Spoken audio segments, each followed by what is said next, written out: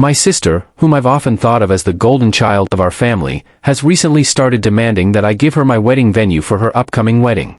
To complicate matters, my parents have sided with her, making the situation even more challenging. Just last week, during a family barbecue hosted by my parents, my sister made a surprising announcement: she is pregnant.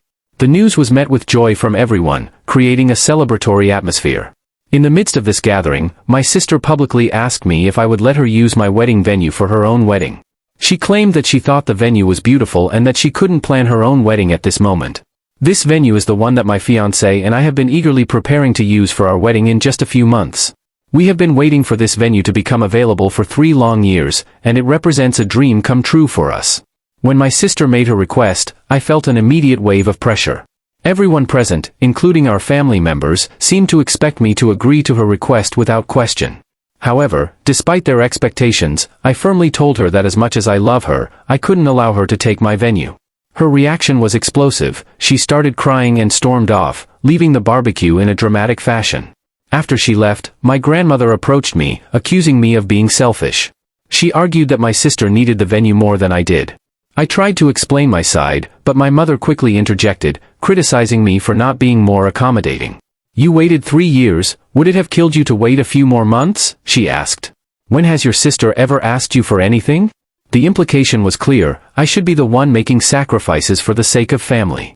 After some heated exchanges, my fiancé, who had been quietly observing, finally lost his temper. He was furious at how everyone was treating me, and we decided to leave before he completely let loose. That evening, my sister called me in tears, insisting it was unfair for me to deny her this one request. She accused me of always getting my way, suggesting that I could have made this small sacrifice for her happiness. Later, my brother-in-law reached out to apologize for the situation. He explained that he had discussed the matter with my sister, who had assured him she wouldn't ask me for the venue. He was clearly frustrated with her for breaking that promise and warned me that my sister was blaming me for potentially ruining her marriage, despite the fact that her actions had led to this situation. Over the next few days, my father sent me a series of text messages that hinted at his disappointment. He wrote things like, "I hope you're happy. Your sister hasn't stopped crying since yesterday." Feeling overwhelmed, my fiancé and I decided to take a stand. We would remove my sister from my bridal party and replace her with my aunt, the only family member who had shown support for me throughout this ordeal.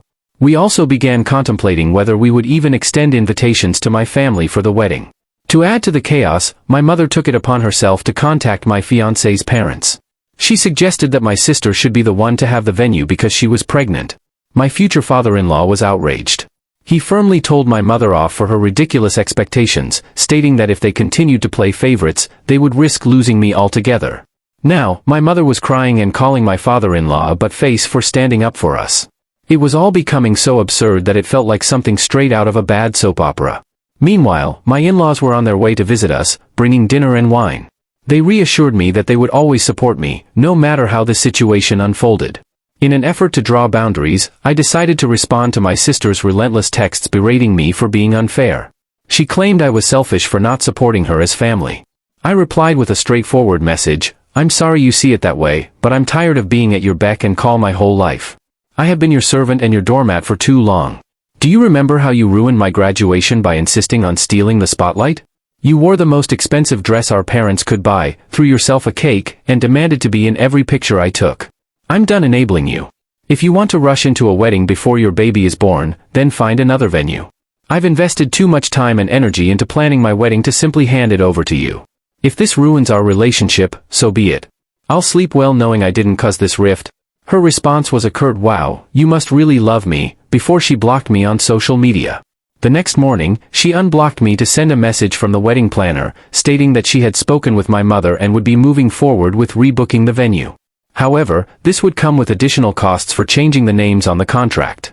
In the aftermath of all this, my parents have not reached out since the confrontation with my father-in-law. My older brother contacted me, seeking clarification about what had happened. He had received a distorted version of events from our parents, claiming I had humiliated my sister. I set the record straight, and he readily believed me. He opened up about how our parents' behavior had affected him, confessing that his decision to move away was partly due to the toxic dynamics in our family. I reached out to my wedding planner to inform her about the situation. She was horrified when she heard about my mother's attempts to interfere. She assured me that she had never spoken to my mother since the day we booked the venue, emphasizing that any changes would require my presence to authorize them. To protect our interests, we informed all our vendors about the situation, and they even offered to arrange security for our wedding day at a discounted rate. Now, my sister has taken to social media, making constant posts about how unfairly she has been treated. It feels like this situation has escalated into something far beyond a simple disagreement, and it's exhausting to navigate these complicated family dynamics. I find myself entangled in a web of accusations and emotional turmoil that seems to stem from my sister's ongoing struggles. Recently, I received numerous messages from her friends claiming that I am the source of her depression. They insist that my actions have pushed her into this state, which feels incredibly unfair and unfounded. It's painful to think that people would believe I could have such an impact on someone I care about, especially when I've tried my best to distance myself from the toxicity surrounding our family dynamics. In response to this harassment, I have blocked every attempt at online contact, including from my sister. However, just 2 days ago, her best friend vandalized my car. I had no choice but to call the police. Fortunately, my neighbor, an observant lady known for keeping an eye on the neighborhood, was able to identify the culprit.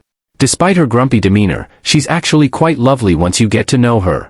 After avoiding my parents for several days due to the escalating tension, they finally reached out, asking to talk things over. Hesitant but willing to find some common ground, I agreed to meet them at our apartment with my fiancé. Upon their arrival, I could see that my mother had been crying. The sight tugged at my heartstrings, and for a brief moment, I felt a pang of sympathy for her, lasting about 10 minutes before the underlying issue surfaced again. As the conversation progressed, it became clear that my sister's supposed mental health issues were not based on any medical diagnosis but rather stemmed from her emotional volatility. We began the discussion with some small talk before addressing the elephant in the room, the wedding plans. My father first questioned why we had canceled the caterers, his tone hinting at disapproval. My fiancé explained that we wanted to avoid giving them any leverage over us. This prompted my father to act offended, insisting that he would never use our wedding plans against us. I retorted with, "Better safe than sorry," which led my mother to chastise me for being disrespectful. I reminded them that their actions over the past few days had warranted my tone. Things escalated quickly as we rehashed our disagreements over the venue. My father repeated the cliché that it doesn't matter where one gets married, but rather who they marry. I countered, "Yes, Dad, but isn't it strange how that principle seems to apply only to me and not to my sister? After all, her marrying my brother-in-law appeared to come without any such scrutiny." The room fell silent, my father's face turned crimson, and he struggled for breath like a fish out of water while my mother quietly resumed her tears. In the ensuing silence, I demanded an explanation for their reasoning. My father slammed his hands on the table, launching into a passionate rant about family, sacrifice, and the importance of supporting one another. I couldn't help but respond with, "You mean like the way you tried to make me happy on my graduation day, when my sister smashed my cake because she wasn't in the limelight?"